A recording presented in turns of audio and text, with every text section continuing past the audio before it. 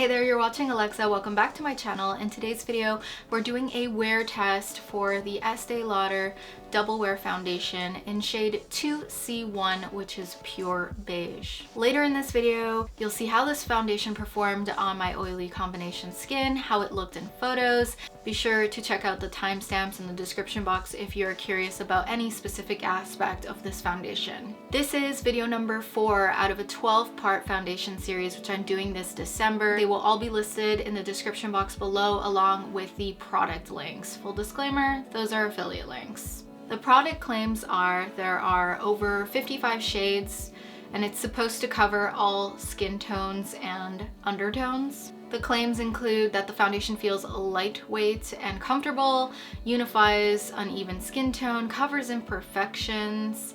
It offers up buildable medium to full coverage, oil-free, oil controlling, waterproof, transfer resistant, lasts in hot, humid weather. Not going to be a problem right now because it's December.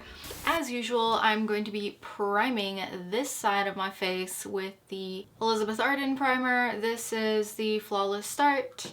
My left, your right. Today's foundation is the Double Wear by Estee Lauder in 2C1 Pure Beige. I'm going to shake and dot the foundation on. I am really broken out these days. I don't know what is going on. It must be the weather. Maybe it's the way I'm sleeping, eating. I don't know. I need to figure it out because it hasn't really been the skincare. And I'm past my period. It started to clear up and then it started doing this whole shebang again. So I guess it's good for the foundation trials. So I'm just going to blend this with a Real Techniques buffing brush, as I usually do. I like a buffing brush over a beauty blender or a makeup sponge just because it's so much quicker and I get more coverage. This is nothing. This is one thin layer and I'm gonna go in with another one because I think you and I can both agree that I need another layer today.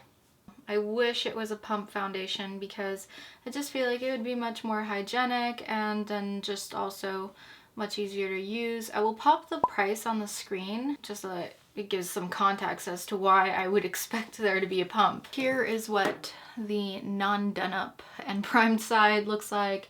And this is my 2 layers of foundation on. Alright guys, moving on. I'm going to be doing the foundation on my primed side. Same routine. It looks to be a good match, but it is definitely lighter than my neck and my body. We'll see if it oxidates a little bit. In the meantime, I'm going to put on my L'Oreal Full Wear Concealer, which I've been using throughout this foundation test series. My foundation videos. Just because it helps offer up some consistency. I like to pat this on and let it dry a bit, and then I will go in with either a brush and or a wet beauty sponge because nothing quite does it for the under eye like a wet beauty sponge. It feels good, it looks good after.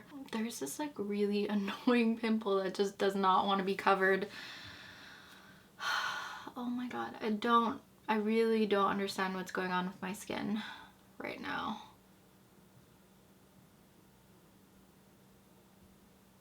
Let's also do some vlog cam close-ups for you.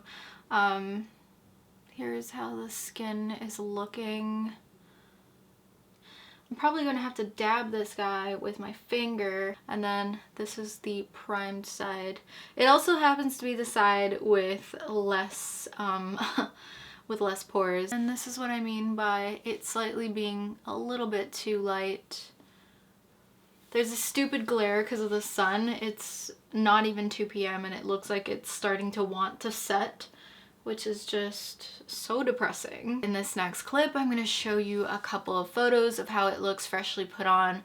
Then I'm going to move on to using a bit of a setting powder and doing the rest of my makeup, and then I'll be checking back in with you in a few hours.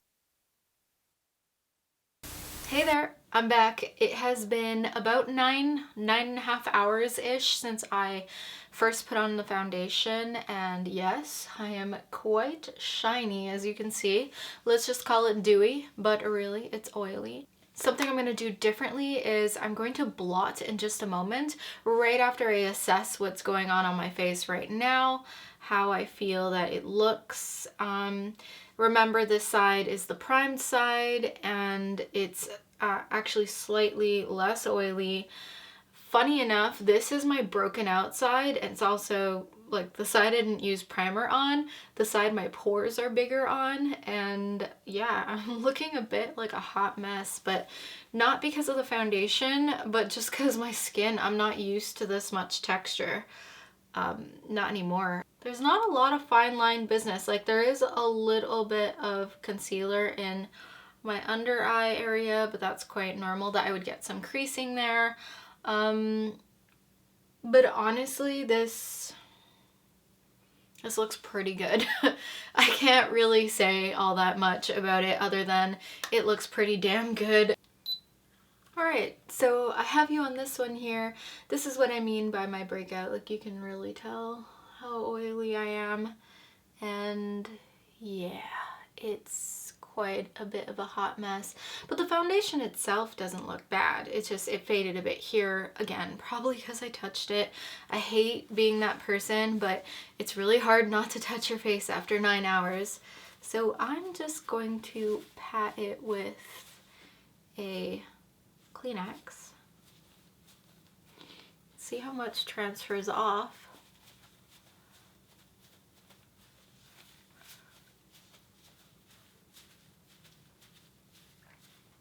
This is how much came off. A little bit of lipstick, I think, and some brow liner or something, and I think some of the coverage came off, but not that much.